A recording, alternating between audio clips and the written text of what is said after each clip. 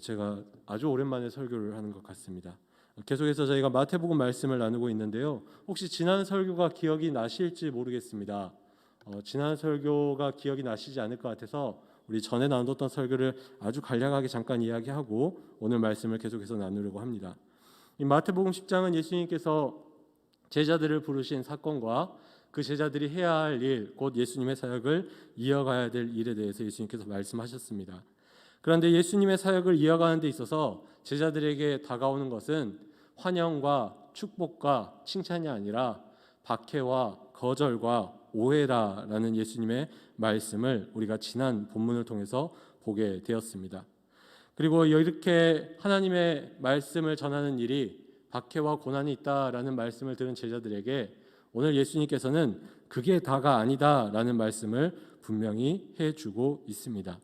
특별히 박해받을 상황을 걱정하며 두려워할 제자들 혹은 그렇게 살아가야 하는데 두려워하고 있을 우리에게 예수님께서 말씀하고 있습니다. 예수님께서 오늘 본문을 보면요 26절 말씀에 이렇게 말씀하고 있습니다. 그런즉 그들을 두려워하지 말라. 예수님께서는 박해와 고난 앞에 있는 제자들 또 우리에게 분명히 말씀하고 있습니다. 우리를 박해할 그들을, 우리를 거절할 그들을, 우리를 모함할 그들을 두려워하지 말라라는 것입니다. 바라기는 오늘 말씀을 통하여서 왜 우리가 그들을 두려워하지 않아도 되는지 우리가 그 이유와 또 하나님의 뜻을 발견하는 귀한 시간 되기를 간절히 소원합니다. 첫 번째로 우리가 그들을 두려워하지 말아야 될 이유는요, 하나님의 뜻이, 하나님의 복음이 반드시 승리하기 때문입니다. 26절 말씀인데요, 우리가 함께 다시 한번 더 읽어보도록 하겠습니다. 함께 읽겠습니다. 시작.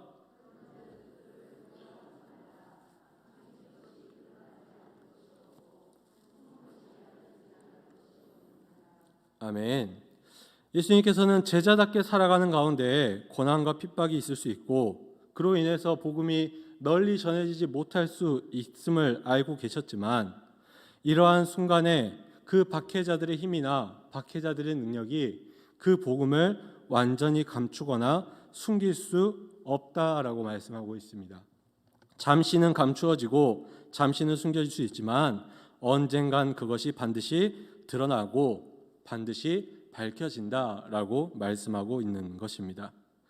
그리고 이런 사실은 우리가 예수님의 삶 가운데 분명히 확인할 수 있습니다. 예수님께서 죽으시고 부활하셨던 그 십자가의 부활 사건 가운데서도 이러한 모습이 그대로 나타났기 때문입니다. 당시 예수님께서 부활하시고 나서 무덤을 지키던 자들이 무덤에 들어갔을 때 예수님의 시체를 찾을 수 없었죠. 그러자 그들이 종교 지도자들에게 가서 이것을 보고했습니다. 그랬더니 그 종교 지도자들은 이런 선택을 했었습니다. 마태복음 28장 12절에서 15절 말씀인데요. 제가 읽어드리겠습니다. 그들이 장로들과 함께 모여 의논하고 군인들에게 돈을 많이 주며 이르되 너희는 말하기를 그의 제자들이 밤에 와서 우리가 잘 때에 그를 도적질하여 갔다 하라. 만일 이 말이 총독에게 들리면 우리가 권하여 너희로 근심하지 않게 하리라 하니 군인들이 돈을 받고 가르친 대로 하였으니 이 말이 오늘날까지 유대인 가운데 두루 퍼지니라. 아멘. 이 제사장들 그리고 장로들은요 예수님께서 부활하셨다는 사실, 그 복음의 사실을 숨기고 싶었고 감추고 싶었습니다. 그래서 군인들에게 돈을 주며 그들로 하여금 거짓을 통해 예수님의 복음을, 예수님의 복음된 삶을 숨기고 싶었죠. 하지만 정말 그들이 원한 대로 그것이 숨겨지고 감추어졌습니까? 그렇지 않았습니다. 만약 종교 지도자들의 그 거짓된 소문이 복음을 감추고 숨길 수 있었다면 지금 우리가 이 자리에서 어떻게 예배를 드리고 있을 수 있겠습니까? 언제나 복음은 드러나게 되었고 밝혀져 왔습니다. 특별히 교회 역사 가운데서 로마의 극심한 박해 앞에서도 또 많은 선교사님들이 그 복음을 전하는 데 있어서 생명을 잃는 순간 앞에서도 또 이 역사 가운데 있었던 수많은 이단들의 위협 앞에서도 복음은 그 가치와 그 능력을 드러내고 밝히 보여주었습니다. 그래서 우리가 지금 예배 드릴 수 있는 것입니다. 즉 우리가 지금 여기서 예배 드린다는 것 자체가 복음이 반드시 승리한다라는 것의 증거라는 것입니다. 그리고 앞으로도 하나님의 복음은 계속 승리할 줄로 믿습니다. 그렇기 때문에 예수님의 제자인 우리는 하나님의 복음을 전하는 데 있어서 두려워하거나 떠는 것이 아니라 그 복음을 전해야 한다라고 말하고 있는 것입니다. 그래서 예수님께서 27절 말씀에 이렇게 말씀하고 있습니다. 함께 읽어보겠습니다. 시작. 내가 너희에게 어두운 데서 이르는 것을 광명한 데서 말하며 너희가 귓속말로 듣는 것을 집 위에서 전파하라. 아멘. 예수님께서는 제자들에게 그리고 우리에게 이렇게 말하고 있습니다. 어두운데, 즉 사람들이 없고 듣는 사람이 소수인 곳, 그곳에서 들었던 복음을 광명한 곳, 밝은 곳, 사람들이 많은 곳, 모든 것이 보여지는 곳에서 전하라라고 말하고 있습니다. 또 귓속말과 같이 아주 조그맣게 들었던 복음도 우리는 집 위에 올라가서 모든 사람이 들을 수 있도록 전해야 한다라는 것입니다. 특별히 그 복음을 전한다는 것은 말로만 예수님 믿으십시오라고 말하는 것이 아니라 밝은 곳에서 하나님의 그 복음에 합당한 삶을 살아내고 집 위에 모든 사람들이 보이는 곳에서 복음에 합당한 삶을 살아내므로 그 복음을 전하는 우리가 되어야 한다라는 것입니다. 그래서 바라기는 우리 성도님들 모두가 또 제가 하나님의 복음을 전하는 데 있어서 또 성도다운 삶을 살아가는 데 있어서 두려워하지 않고 이 시대 가운데서도 복음의 승리의 역사를 계속해서 써갈 수 있는 저와 여러분 되기를 간절히 소원합니다. 두 번째로 우리가 두려워하지 말아야 될 이유는요, 사람이 주는 심판은, 사람이 주는 시험은 결국 부분적이고 그 한계가 있기 때문입니다. 28절 말씀을 한 번 더 읽어보도록 하겠습니다. 함께 읽겠습니다. 시작.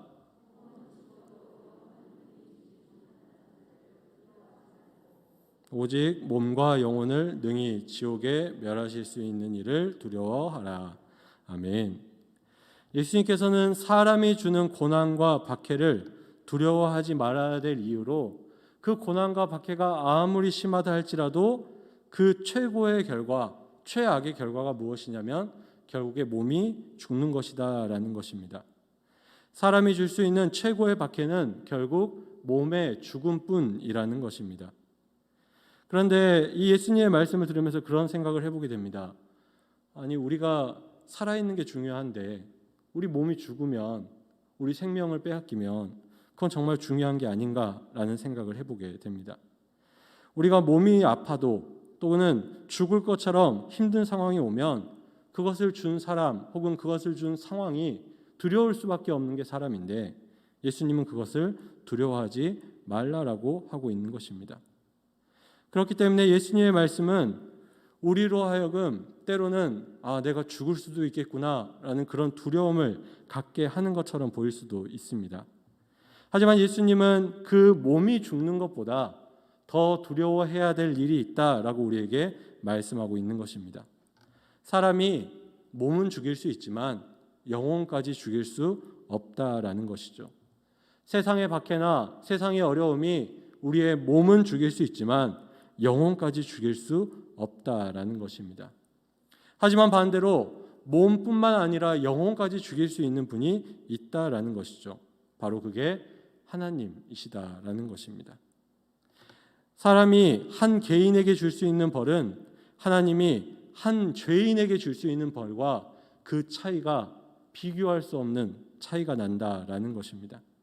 그렇기 때문에 사람이 주는 벌, 사람이 주는 시험, 세상이 주는 어려움을 두려워하지 말라라고 말씀하고 있는 것입니다. 그와 동시에 두려워하라라는 것입니다. 하나님을 두려워하라라고 말하고 있는 것입니다. 두려움으로 두려움을 이겨내라라고 우리에게 말씀하고 있는 것입니다. 예수님께서는 이런 사실에 대해서 다시 한 번 더 말씀해주고 있습니다. 32절과 33절 말씀인데요, 우리가 함께 읽어보도록 하겠습니다. 함께 읽겠습니다. 시작.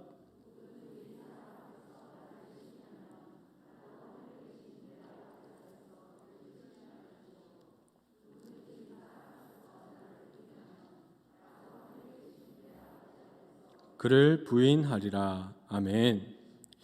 예수님을 사람들 앞에서 시인한 사람은 예수님이 하나님 앞에서 그 사람을 시인해주고, 예수님을 사람들 앞에서 부인한 사람은 예수님이 하나님 앞에서 그 사람을 부인하겠다라고 말씀하고 있는 것입니다.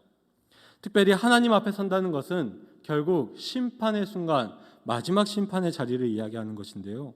거기서 예수님께서 우리를 부인하신다면, 그 사람을 부인한다면 그 사람에게 있는 것은 영원한 죽음, 곧 영혼의 죽음밖에 없다라는 것이죠. 그래서 제자된 입장에서 예수님의 이 말씀은 나를 시인하면 시인해주고 나를 부인하면 부인할 거야 라는 예수님의 이 말씀은 참 두려움 그 자체일 수밖에 없는 것 같습니다. 왜냐하면 우리가 지금 예수님을 믿는 이유가 우리의 영혼이 구원받기 위해서이기 때문입니다. 반대로 우리가 가장 두려워하는 일이 우리의 영혼이 영원한 죽음을 맞는 일이기 때문입니다. 그래서 예수님은 지금 우리에게 세상을, 또 사람을, 또 시험을, 또 고난을 두려워하지 말라라고 말씀하고 있는 것입니다. 물론 이 말씀을 우리가 조금 오해하면 이렇게 받아들일 수 있습니다. 둘 다 매를 맞는데 더 때릴 사람을 두려워해라 라는 것처럼 우리가 들을 수 있습니다. 사람한테 두려워하면 매 한 대 맞는데 하나님을 두려워하지 않으면 매 2대 맞으니까 차라리 하나님 두려워하고 매 한 대만 맞아라 라고 우리가 느낄 수 있는데요. 하나님께서 원하신 게 정말 그런 것인가 라는 생각을 해봤을 때 꼭 그렇지 않다라는 생각을 해보게 됩니다. 지금은 예수님께서 말씀하시는 두려움이 받을 고통, 받을 고난 혹은 그것으로 생기는 피해에 대한 이야기일까라는 것을 생각했을 때 꼭 그렇지 않다라는 것이죠. 이런 것은 우리가 부모와 자녀의 관계에서 그 해답을 찾아볼 수 있습니다. 부모와 자녀의 관계에서 자녀가 부모를 두려워해야죠. 제 아이는 저를 두려워하지 않는데요. 자녀가 부모를 두려워해야 합니다. 그런데 자녀가 부모를 두려워하는 데 있어서 다양한 이유가 있을 수 있습니다. 크게 2가지를 이야기할 수 있는데요. 첫 번째는 부모님 말을 안 들었을 때 자녀에게 즉각적인 피해가 있기 때문입니다. 예를 들어서 지금은 법으로 금지됐습니다. 자녀를 매로 때린다거나 용돈을 없애버린다거나 외출을 금지한다거나 컴퓨터나 휴대폰 사용 시간을 혹은 컴퓨터나 휴대폰을 그냥 빼앗아 가버리기 때문에 그 즉각적인 피해, 그 즉각적인 손해 때문에 두려워한다라는 것이죠. 부모님이 육체적으로든 경제적으로든 정신적으로든 환경적으로든 나에게 피해를 주기 때문에 우리 자녀들이 부모님의 뜻에 반하는 행동하는 것을 두려워할 때가 있습니다. 보통 이런 건 어린 자녀들이 많이 경험을 하게 되죠. 그리고 2번째로 부모님을 두려워하는 경우는 이런 경우입니다. 내가 부모님을 배신할까 봐, 내가 부모님의 기대를 저버리게 될까 봐 두려워하는 경우가 있다라는 것입니다. 부모님께서 언제나 자녀를 향해 신뢰해주고 사랑해주고 기다려줬는데 그런 부모님의 마음을 내가 잘 알고 있는데 그런 부모님의 수고와 노력을 내가 잘 알고 있는데 내가 행여나 그것을 저버리는 삶을 살까 봐, 나를 신뢰해준 부모님께 실망시켜 드릴까 봐 두려워하는 자녀들이 있다라는 것이죠. 그래서 그 두려움을 가지고 부모님의 뜻에 합당한 삶을 살기 위해 더 노력하는 자녀들이 있다라는 것입니다. 그렇다면 여러분께 한번 여쭤보겠습니다. 우리 자녀가 있는 성도님들께서는 여러분의 자녀는 어떤 이유로 우리 부모 되신 성도님들을 두려워하고 있는 것 같으십니까? 첫 번째 이유인가요? 2번째 이유인가요? 아니면 아까 제가 이야기한 것처럼 제3의 이유, 두려워하지 않는다, 이것인가요? 저는 우리 훌륭한 성도님들의 자녀들은 아마 2번째 이유로 부모님의 사랑과 신뢰와 기대, 그것을 내가 혹시 저버릴까 봐, 부모님께 실망드릴까 봐 부모님을 두려워하는 자녀들일 것이라고 믿습니다. 여러분이 아마 그렇게 훌륭하게 자녀들을 키우셨을 것이라고 믿습니다. 근데 마찬가지입니다. 하나님의 자녀가 사람이 아니라 하나님을 두려워해야 되는 이유는 아까 이야기한 자녀가 부모를 두려워할 때 즉각적으로 피해 입는 게 두려워서와 같이 하나님한테 말 안 들으면 더 크게 맞으니까, 더 크게 다치니까, 더 크게 손해보니까 두려워해야 된다라는 것이 아니다라는 것입니다. 제자가 진짜 하나님을 두려워해야 되는 이유는요, 그분의 은혜와 사랑을 입은 우리가, 또 그분에게 제자로 부름받은 우리가, 특별히 이 모든 것들을 누릴 자격이 하나도 없는 우리가 하나님께 그렇게 부름받았고 쓰임받고 있기 때문입니다.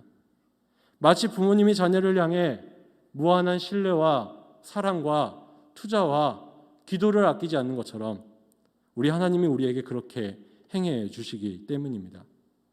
그래서 우리가 두려워해야 될 것은 무엇이냐면요, 나에게 그렇게 기대하시는 하나님, 나를 통해 일하고자 하시는 하나님, 나를 통해 많은 것들을 계획하신 그 하나님의 그 계획과 기대에 내가 제대로 행하지 못할 것을 두려워해야 된다라는 것입니다. 나보다 더 크고 능력 있게 쓰임 받을 수 있는 사람들이 있음에도 불구하고 나를 선택해 주신 그 하나님의 마음을 기억하며 내가 하나님의 선택이 헛되지 않게 해야 되겠다라는 다짐과 그 마음이 우리에게 하나님을 향한 두려움으로 있어야 된다라는 것입니다. 즉 이렇게 하나님을 두려워하는 마음, 사랑과 두려움이 함께하는 경외의 마음이 우리 가운데 있어야 한다라는 것이죠.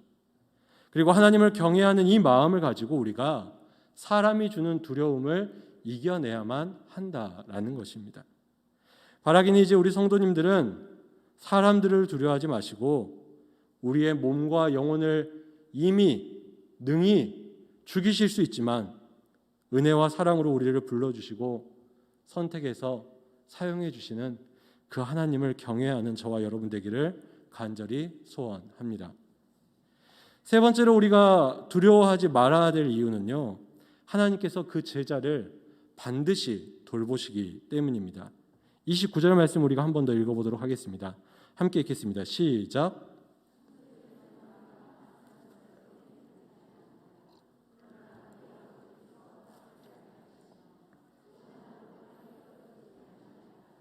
아멘. 예수님께서 이 참새 두 마리가 거래되는 일을 통해서 하나님이 어떻게 일하시는지를 우리에게 말씀하고 있습니다.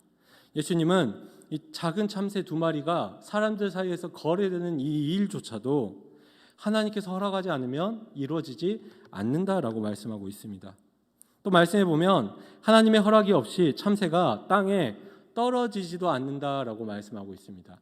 근데 이 떨어진다는 말이 자칫 우리가 참새가 죽는다라고 생각할 수도 있는데요, 죽는 것을 이야기하는 게 아니라 원어상으로 보면 땅에 내려앉는 것, 그러니까 참새가 날다가 땅에 내려앉잖아요. 그 내려앉는 것조차도 하나님의 허락이 있어야지 가능하다라는 것입니다. 즉 참새 한 마리, 그 작은 새가 땅에 있다가 하늘을 날고 다시 땅에 내려와서 앉는 그 모든 과정이 하나님의 허락, 하나님의 간섭, 하나님의 운행 가운데에 있는 일이다라는 것이죠. 그리고 예수님께서 우리에게 이어서 이렇게 말씀하고 있습니다. 31절 말씀인데요, 우리가 함께 읽도록 하겠습니다. 함께 읽겠습니다. 시작. 두려워하지 말라. 너희는 많은 참새보다 귀하니라. 한 번만 더 읽겠습니다. 시작. 두려워하지 말라. 너희는 많은 참새보다 귀하니라. 아멘. 하나님께서 그 날고 앉는 것도 세심하게 살피시고 허락하시는 그 참새, 그 참새보다 누가 더 귀하다고요? 내가 더 귀하다는 것입니다. 우리가 더 귀하다는 것입니다. 제자가 더 귀하다라는 것입니다. 그렇기 때문에 제자에게 아무리 큰 박해가 있고 아무리 큰 시험이 있고 아무리 큰 어려움이 있어도 하나님이 저 참새를 돌보시듯 그 날고 내려앉는 것을 돌보시듯 그 제자의 삶을 하나님께서 돌보고 계신다라는 것입니다. 하나님께서 그 제자의 삶 가운데 일어나는 모든 일들을 개입하고 계신다라는 것입니다. 물론 우리가 느끼기에 어떤 순간은 하나님께서 우리 삶에 개입하지 않는 것처럼 느껴질 때가 있습니다. 침묵하는 것처럼 느껴질 때가 있습니다. 때로는 제자된 우리의 고난과 박해에 하나님께서 우리를 외면하시는 것처럼 느껴질 때도 있습니다. 그래서 가끔 우리는 하나님이 정말 우리를 사랑하는지, 나를 지켜보고 계시는지, 내가 정말 저 참새보다 나은 존재인지 아니면 참새만도 못한 존재인지 의심이 들 때가 있습니다. 그런 시간을 보내고 있는 성도님들이 우리 가운데 있을 수도 있습니다. 하지만 오늘 말씀은 우리에게 분명히 말씀하고 있습니다. 분명히 약속하고 있습니다. 하나님은 참새들보다 우리를 더 사랑하십니다. 하나님께 우리는 참새들보다 훨씬 더 귀한 존재입니다. 그것이 지금 당장 우리의 피부에 느껴지지 않을 수 있습니다. 하지만 오늘 이 예수님의 말씀이, 오늘 이 예수님의 그 말씀이 우리에게 소망이 되기를 소원합니다. 왜냐하면 예수님께서는 이렇게 말씀하셨을 뿐만 아니라 우리와 똑같이 고난받으시고, 아니 우리 이상으로 고난받으시며 우리를 위해 십자가를 지셨던 우리의 고난에 동참하신 분이시기 때문입니다. 또 바울이 이렇게 고백하고 있는데요. 로마서 8장 26절 말씀입니다. 제가 읽도록 하겠습니다. 이와 같이 성령도 우리의 연약함을 도우시나니 우리가 마땅히 빌 바를 알지 못하나 오직 성령이 말할 수 없는 탄식으로 우리를 위하여 친히 간구하시느니라. 아멘. 하나님께서 우리를 돌보시는 것으로 끝나는 게 아니고요. 예수님께서 우리의 고난에 함께 동참하시는 것으로 끝나는 게 아니고요. 우리에게 보내주신 보혜사 성령님께서 우리의 연약함을 도우시기 위해 지금도 간구하고 계시기 때문입니다. 성령님께서는 우리의 연약함을 아십니다. 우리의 육체에 한계가 있음도 아시고요. 또 그 한계 가운데 찾아오는 시험과 두려움 때문에 때로는 흔들리고, 때로는 원망하고, 때로는 다른 것들을 두려워할 수 있는 게 우리다라는 것을 알고 계십니다. 그리고 그것을 아시기 때문에 우리에게 오셔서 간구하고 있는 줄로 믿습니다. 이렇게 제자의 삶이라는 것은요, 고난받을 때 외롭고 홀로 있는 것 같고 버림받은 것 같지만 절대 그렇지 않다라는 것입니다. 하나님께서 돌보고 계시고요, 예수님께서 함께 고난받고 계시고요, 성령님께서 그 안에서 간구해 주고 있는 삶이 바로 제자의 삶이라는 것입니다. 하나님과 예수님, 성령님, 삼위일체 하나님께서 함께하는 삶이 바로 제자의 삶이라는 것입니다. 바라기는 이 삼위일체 하나님이 함께하심을 믿는 우리가 우리에게 다가오는 시험과 어려움들 앞에서 두려워하지 않게 되기를 간절히 소원합니다. 이 믿음을 가지고 하나님과 예수님과 성령님과 함께 모든 두려움에서부터 승리할 수 있는 저와 여러분 되기를 간절히 소원합니다.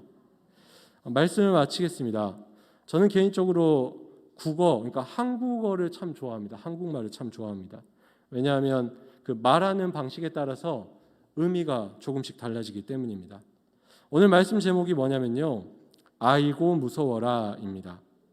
제가 너무 영혼 없이 읽었나요? 아이고 무서워라입니다. 네. 우리가 언젠가 무서운 것 마주쳤을 때, 혹은 무서운 것들을 마주했을 때 쓰는 말이 바로 이 아이고 무서워라입니다. 그런데 또 이 말을 우리가 언제 사용하냐면요, 이럴 때 사용합니다. 우리 손주가 있는 성도님들 아마 이런 경우가 있을 텐데요. 손주가 갑자기 본인이 호랑이라고 말하면서 어흥 하고 나타날 때가 있죠. 그러면 뭐라고 하십니까? 네가 무슨 호랑이냐 이렇게 하십니까? 아니죠. 아이고 무서워라 라고 하시죠. 네. 진짜로 무서워서 무섭다고 하십니까? 아니죠. 또 이런 경우도 있습니다. 아무리 봐도 나랑 싸우면 잽이 안 될 것 같은데, 아무리 봐도 이 사람이랑 싸우면 내가 100번 싸우면 100번 이길 것 같은데 그 사람이 막 무서운 척을 하는 겁니다. 그러면 우리가 뭐라고 그럽니까? 아이고 무서워라, 아이고 무섭다 라고 합니다. 그러니까 이게 참 말하는 것 그리고 상황에 따라서 이 의미가 참 많이 달라지는 것 같습니다. 그런데 참 재미있는 사실을 하나 알려드리면요, 무서운 것에 대해서, 우리가 무서워하는 대상 혹은 상황 것들에 대해서 무섭지 않다라고 우리가 말하면요, 진짜로 그게 무서워지지 않게 된다라는 것입니다. 이제 제가 학교에서 상담을 배우다가 이런 치료법이 있다라는 것을 듣게 되었습니다. 어떤 치료법이냐면요, 자신이 고민하는 문제, 자신에게 있는 어떤 두려운 대상 혹은 사람을 생각하면서 그 사람을 향해 비웃는 겁니다. 좀 기분 나쁜가요? 네, 그냥 혼자서요 마음속으로 웃어버리는 거예요. 하하. 뭐 예를 들어서 바퀴벌레가 무섭다. 그러면 바퀴벌레 생각하면서 에이 바퀴벌레 뭐 하하 그까짓 것이라고 스스로 말을 하는 거예요. 그러면 아무런 효과가 없을 것 같죠? 효과가 있습니다. 실제로 그렇게 말을 하고 계속해서 말을 하면 점점 무서워하던 걸 무서워하지 않게 되는 게 이 상담 방법 가운데 하나인데요. 그래서 한번 여러분도 이런 걸 사용해 보시면 좋지 않을까 생각이 들었습니다. 한번 해볼까요? 여러분 지금 여러분 마음속에 혹은 여러분 주변에 가장 무서운 것, 두려운 것 있으십니까? 마음속에 한번 생각해 보시기 바랍니다. 네. 그리고 지금 그걸 향해서 이렇게 말하는 겁니다. 아까 그 손주를 향해서 할아버지가 말하듯이, 네, 잽이 안 되는 상대를 향해서 말하듯이, 아이고 무서워라. 네, 한번 말해 보십시오. 네, 아이고 무서워라. 네, 저를 비웃으신 건 아니시죠? 네, 기분이 잠깐 이상했는데요, 아니라고 믿습니다. 네, 이런 기술과 방법이 있다라는 거죠. 그런데 오늘 말씀은요, 이런 기술과 방법을 통해서 두려움을 이기는 것이 아니라 우리에게 찾아온 모든 두려움, 특별히 제자로 살아가는데 찾아온 모든 어려움으로부터 그 두려움을 이겨낼 수 있는 정말 확실한 방법을 말씀해 주고 있습니다. 제자로 살아가는 데 있어서 우리가 절대 두려워하지 않아도 되는 그 확실하고도 영원한 이유를 우리에게 말씀해 주고 있는 것입니다. 첫 번째는 복음은 반드시 승리하기 때문입니다. 두 번째는 우리가 경외하는 하나님은 우리를 박해하는 사람들보다 위대한 분이시고 그 하나님께서 우리를 선택하고 부르셨기 때문입니다. 마지막으로 삼위일체 하나님께서 어떤 순간에도 우리를 떠나지 않으시고 참새보다 더 귀하다고 말씀하시며 우리와 함께 하시고 돌봐주시기 때문입니다. 우리 앞에는 이렇게 두려움을 이기고 살았던 많은 사람들이 분명히 존재하고 있습니다. 예를 들면 종교개혁자이고 또 우리가 지금 이루고 있는 이 장로교의 창시자였던 존 녹스라는 사람이 있었습니다. 그가 이제 죽음을 맞이하고 그의 장례식이 치러지는 가운데 그에 대해서 이렇게 말이 나왔다라고 합니다. 자막이 준비되어 있는데 제가 읽어드리도록 하겠습니다. 하나님을 두려워한 나머지 어떤 사람의 얼굴도 결코 두려워하지 않는 자가 여기 눕다. 하나님만을 두려워하며 그 종교개혁이라는 엄청난 일을 행했던 이 존 녹스를 향한 헌사 혹은 그 마지막 고별 말인 것 같습니다. 그런데 바라기는 이 말을 읽으면서 이런 소망을 가졌습니다. 우리 성도님들이 그리고 제가 이 시대에 존 녹스가 되기를 소원합니다. 앞으로 찾아오는 모든 고난 앞에서 오늘 말씀을 붙들고 하나님을 두려워하며 살아갈 수 있는 저와 여러분 되기를 간절히 소원합니다. 그리고 우리를 박해하는 것들을 향해서 이렇게 외칠 수 있었으면 좋겠습니다. 하나님께서 나와 함께 하시니 내가 두려워하지 않고 그것을 향해 이렇게 외쳤으면 좋겠습니다. 아이고 무서워라. 아이고 무서워라. 그래서 문제 위에 계신 하나님, 또 고난받을 때 우리와 함께 고난에 동참하시는 예수님, 또 우리를 위해 간구하시는 성령님을 통해 마침내 승리하는 저 그리고 여러분이 되기를 간절히 소원합니다.